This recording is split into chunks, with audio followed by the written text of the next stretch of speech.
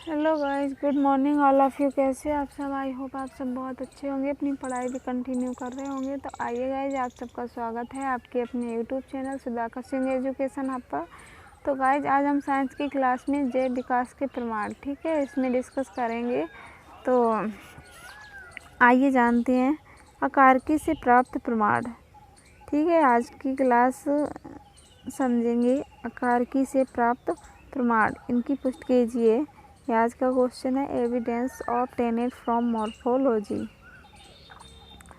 पृथ्वी पर पाए जाने वाले विभिन्न प्रकार के जंतुओं एवं पादप की संरचना में विभिन्नताएं होती हैं, मतलब अंतर होता है। परंतु कुछ जीव या पौधे ऐसे भी होते हैं जिनमें समानताएं, मतलब एक जैसे होते हैं।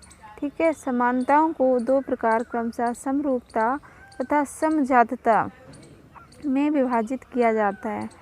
समरूपता तथा समजातता की अवधारणा जो है वैज्ञानिक जो रिचर्ड ओवन थे, इन्होंने प्रस्तुत की थी। ठीक है, उसके बाद है समजातता तथा समजात अंग।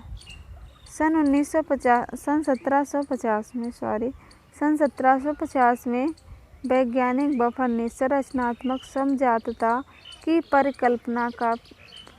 परिकल्पना को प्रस्तुत किया कि जो वैज्ञानिक बफन थे, उन्होंने इसकी संरचनात्मक समजातता की परिकल्पना को प्रस्तुत किया। ठीक है, वह अंग जिनकी मौलिक संरचना व उनका उद्भव समान होता है, क्या होता है, समान होता है। ठीक है, किंतु वे अलग कार्य के लिए अनुकूलित होते हैं, उन्हें समजात अंग कहते हैं।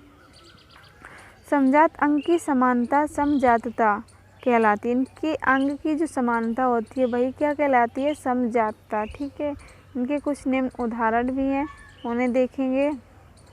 कीटों के मुख्य उपांगों में समजातता, कीटों के मुख्य उपांगों में समजातता। विभिन्न प्रकार के कीटों में उनके भोजन ग्रहण करने के अनुरूप मुख्य उपांगों में विभिन्नता पाई जाती है, क्या अंतर पाया जाता है। जैसे मच्छरों में चूसने वाले मुख्य उपांग होते हैं जिससे वे रक्त चूसते हैं। ठीक है, जबकि तितलियों में ये मुख्य उपांग साइफन के रूप में होते हैं। किसके रूप में, साइफन के रूप में होते हैं। ठीक है, फूलों का रस चूसने हेतु रूपांतरित होते हैं। इन समस्त जीवों के मुख्य उपांग मुख्य संरचना में एक समान होते हैं। कैसे एक समान होते हैं, परंतु देखने में एक दूसरे से अत्यंत भिन्न होते हैं, अत्यंत मतलब अलग होते हैं। अगला पॉइंट है पादपों में समजातता। पादपों में समजातता, विभिन्न प्रकार के पादपों में भी समजातता देखी जा सकती है। विभिन्न प्रकार के पौधों में पत्तियों, कांटों एवं प्रतानों में परिवर्तित होती है। जड़ें प्रायः पौधों को जमीन में जमाए रखती हैं, क्या करती हैं, जमाए रखती हैं। परंतु कुछ जड़ें भोजन संचय तथा कुछ वातावरण से ऑक्सीजन ग्रहण करने हेतु भिन्न प्रकार से रूपांतरित होती हैं, लेकिन उनका विकास समान भागों से होता है, मतलब समान भागों से होता है।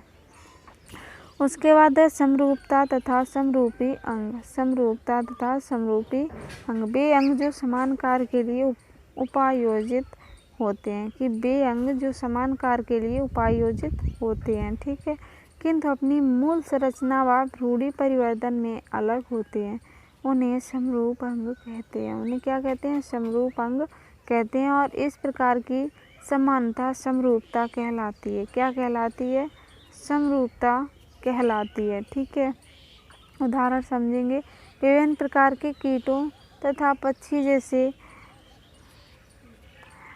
टेरोडेक्टाइल, ड्रैगन फ्लाई, चील एवं चमगादड़ आदि में उड़ने हेतु पंख होते हैं जो एक समान दिखाई देते हैं, परंतु इन जीवों में पंख अलग अलग होते हैं। इन जीवों में क्या होते हैं, पंख अलग अलग होते हैं। तो बस गाइस, आज के लिए इतना ही। मिलेंगे नई क्लास के साथ।